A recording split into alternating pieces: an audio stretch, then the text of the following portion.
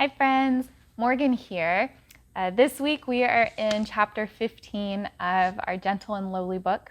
And the verse that we're going to be looking at this week and thinking about comes from the book of Lamentations. And so I just want to share a little bit about what God has been showing me and teaching me through this verse. This verse is found in the middle of this long lament of a record of the suffering and the affliction of the people of Israel. And in the very middle of this huge book about suffering, we have this verse. It's actually like a group of verses, and in the very middle is verse 33. So I'm going to start in verse 31. It says, "For the Lord will not reject us forever. Even if he causes suffering, he will show compassion according to the abundance of his faithful love." And verse 33 says, "For he does not enjoy bringing affliction or suffering on mankind." So God does not enjoy bringing affliction or suffering on mankind. So what does this mean? What is this talking about? This verse, as we'll explore in the chapter of the book, is talking about who God is at his heart. So what does he enjoy the most? And we find that it's not bringing suffering. That's not what he enjoys, but rather who he is someone who shows compassion according to the abundance of his faithful love. That is what God enjoys the most. That is who he is at his heart. And so when we think about what that means for our lives, we find that even in the middle of suffering, we find, so not just like at the end of the suffering when it's resolved, but in the very middle of whatever darkness or sadness or anger or like confusion that we find ourselves in the very middle, we have this hope and comfort in who God is and in his heart. And this isn't just the God of the New Testament. This isn't just talking about Jesus when he came as a man, but this is the God of the whole Bible. This is a God who is just and holy and righteous, and he's sovereign not just over our good days, but he's sovereign in our bad days too. He's the God who gives and takes away.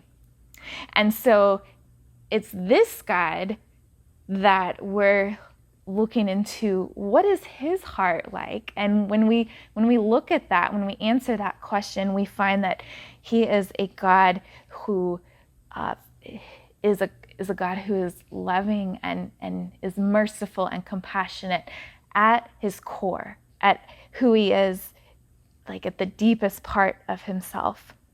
And that's where we can find comfort in that we know that we're not enjoying the suffering. And then we remember, okay, God, this is not bringing him pleasure either. He's not enjoying our suffering either. And so when we go to him in our suffering, we find a God who wants to sit there with us and wants to wrap his arms around us and tell us how much that he loves us. A little bit later in the chapter of the Gentle and Lowly book, the author talks about this passage from Hosea where God is described as a parent who is caring for a child, his people, and raising that child and talking about how his compassion toward that child even when the child messes up. And so that reminds me of my own experience with my parents and the times when they disciplined me and my siblings. And when I remember that, what stands out the most is not the discipline itself, but what happened afterwards is what would happen is after the spanking or whatever it was, they would take me into their arms and they would tell me how much they loved me and how much they didn't wish this upon me. Like they don't enjoy punishing me, but they love me, and nothing that I can do would ever make them love me less. And that is just a little reminder for me of what happens when I turn to my Heavenly Father and go to him. And of course, not all of the suffering that we experience is punishment from God. Sometimes it is, but oftentimes it's not because of anything, like one thing that we did.